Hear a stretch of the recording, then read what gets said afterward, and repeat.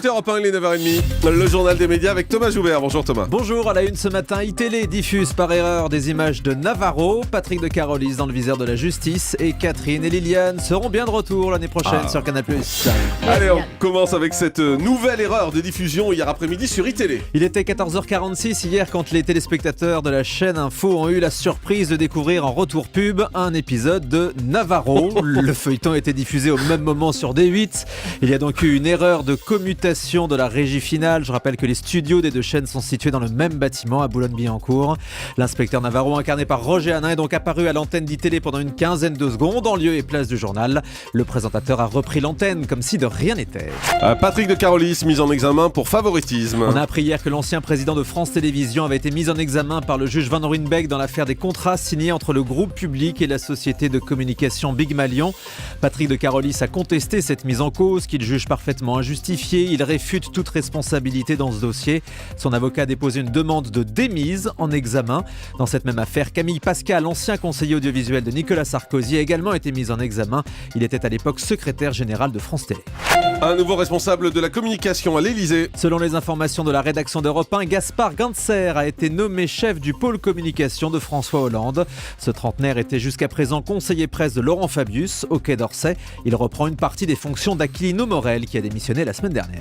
M6 va élire la plus belle région de France. Et cette nouvelle émission arrivera à l'antenne courant mai avec 5 prime time pour nous faire découvrir les 22 régions de métropole ainsi que la Réunion et les Antilles. Un jury donnera son avis sur les lieux visités et les téléspectateurs devront voter pour leur région préférée. L'émission sera présentée par Karine Guilloc, la présentatrice du 12-45, interrogée au micro européen de Romain Ambron. Ils ont eu ce projet, ils m'ont proposé d'en faire partie, ils m'ont expliqué le pitch et en me racontant le concept, spontanément j'intervenais en disant oui mais il faudrait qu'il y ait ça, mais oui c'est pas vrai, il faudrait qu'il y ait ça, et à la fin on s'est rendu compte que j'étais emballée alors même que je n'étais pas certaine d'être retenue. Pour moi cette émission ce n'est pas totalement du divertissement, ça reste de l'info, c'est pas de l'actu, c'est pas du hard news, mais c'est de l'information, on apprend des choses, donc je pense qu'ils avaient aussi envie et que cette émission là soit portée par quelqu'un de l'info. Voilà, et tout à l'heure sur Europe 1 on va se demander si M6 a perdu la main. Débat avec nos invités dans un instant. La famille de l'otage français mort au Mali en colère contre les médias. Dans les colonnes du Monde, le frère de Gilberto Rodriguez Leal accuse les médias français d'avoir concentré leur attention sur le sort des journalistes otages en Syrie au détriment de son frère, enlevé au Mali en novembre 2012. Sa mort a été annoncée mardi par ses ravisseurs. Son frère estime que si cet otage avait eu plus de valeur, peut-être que son sort aurait été différent. Il reste un otage français au Mali, il s'agit de Serge Lazarevitch, 50 ans, enlevé le 24 novembre 2011. On rappelle quand même que les médias ont toujours cité tous les noms des otages et pas simplement les journalistes. À chaque fois, régulièrement, dans tous les médias, on citait tous les otages et pas simplement nos confrères. David Pujadas va présenter un prime sur le thème de l'euro sur France 2. Oui, la chaîne diffusera le 15 mai prochain un documentaire à 20h45, suivi d'un débat présenté par David Pujadas. Le roman de l'euro reviendra sur l'histoire de la monnaie unique européenne.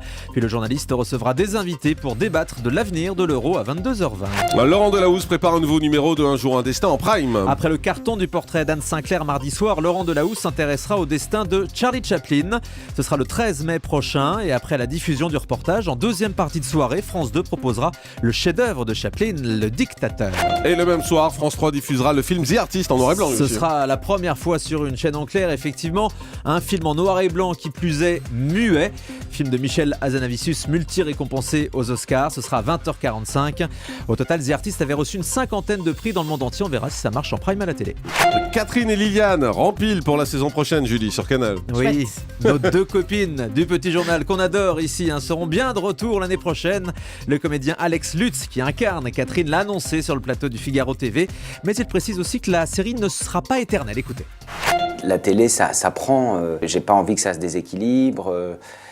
J'ai pas envie d'être les vampes, quoi. Non, je vais rempiler l'année prochaine parce qu'il faut pas non plus bouder ce qui se passe. Et il se passe quelque chose de formidable. Et ce personnage m'amène aussi plein de choses, donc je vais pas non plus faire le bégueule. Mais je le ferai pas 1000 ans. L'année prochaine, vraisemblablement, encore.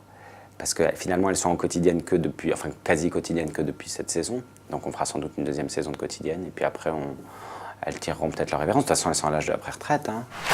Voilà, Catherine et Liliane, donc de retour la saison prochaine. Il faut citer l'autre comédien, c'est Bruno Sanchez qui fait Liliane. Parce qu'on parle toujours d'Alex Lutz. C'est vrai. C'est tout C'était les deux. Mais c'est bien, bravo. C'est comme Julie. nous deux, Jean-Marc. Ouais. Jean-Marc et Nous Julie. sommes Catherine Voilà. et Liliane. Ça fait plaisir. Charlotte Turckheim dans une nouvelle fiction de France 2. La comédienne incarne une mère de famille exemplaire qui se fait quitter par son mari le jour de la Saint-Valentin après 30 ans de mariage. La fiction s'intitule provisoirement Up and Down. Le tournage a lieu en ce moment jusqu'au 16 mai. Aux côtés de Charlotte de Turckheim, on retrouvera Catherine Jacob, Claudia Tagbo et Sophia Essaïdi. Allez, on termine avec le chiffre du jour. 89 000 €, c'est le record de gains atteint hier soir dans N'oubliez pas les paroles sur France 2. La candidate Lucia a été éliminée après 16 victoires consécutives. C'est donc le nouveau record. Le jeu de Nagui qui reprend des couleurs depuis quelques jours, on l'a dit tout à l'heure. Record d'audience hier avec 2 millions de téléspectateurs. Donc voilà, ça continue à monter, donc c'est plutôt une bonne nouvelle pour France 2 et son access. Merci Thomas Joubert.